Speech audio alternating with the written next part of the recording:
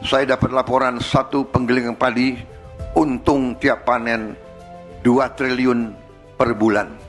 Dapat laporan sekarang sudah banyak petani yang libur ke luar negeri. Nggak apa-apa, libur boleh. Kapan lagi petani libur ke luar negeri?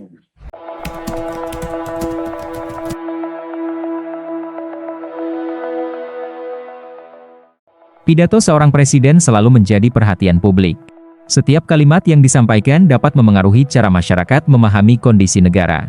Karena itu, ketika muncul pernyataan yang tidak disertai penjelasan rinci, wajar jika timbul berbagai penafsiran. Dalam pidatonya, Prabowo menyampaikan bahwa ia menerima laporan mengenai meningkatnya kesejahteraan sebagian petani, yang ia ilustrasikan dengan ungkapan bahwa ada petani yang sudah mampu berlibur ke luar negeri. Di kesempatan lain, ia juga mengatakan menerima laporan bahwa ada penggilingan padi yang memperoleh keuntungan hingga 2 triliun rupiah per bulan.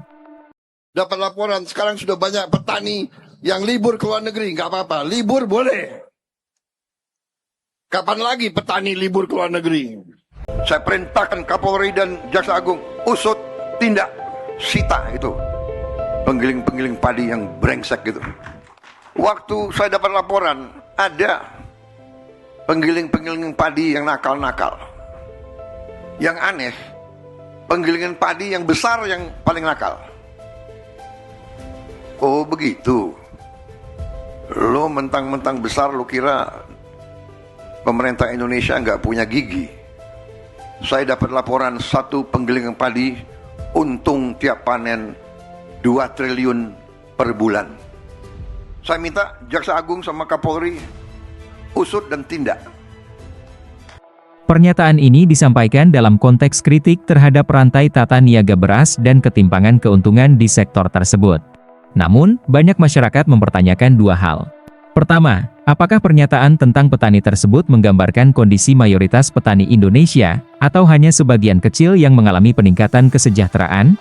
Kedua, dari mana asal angka keuntungan 2 triliun rupiah per bulan itu, dan apakah ada data yang telah dipublikasikan untuk mendukungnya?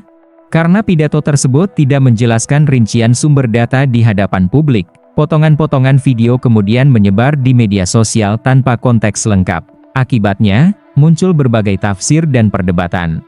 Tiap panen 2 triliun per bulan.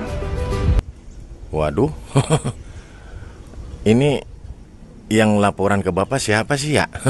Penggilingan padi untung 2 triliun sebulan. Hah? Itu kilang minyak, penambangan batu bara, pabrik gede seperti Unilever, Jasa Marga. Kayaknya nggak nyampe sebulan 2 triliun. Penggilingan padi, ambil contoh seperti ini, 2 triliun. Ini kita jadi pengen tahu siapa sih yang lapor, Pak? Yang laporan ke Bapak siapa sih? Terus Bapak percaya baik lagi. Aduh. Pidato presiden memiliki dampak yang besar terhadap opini publik.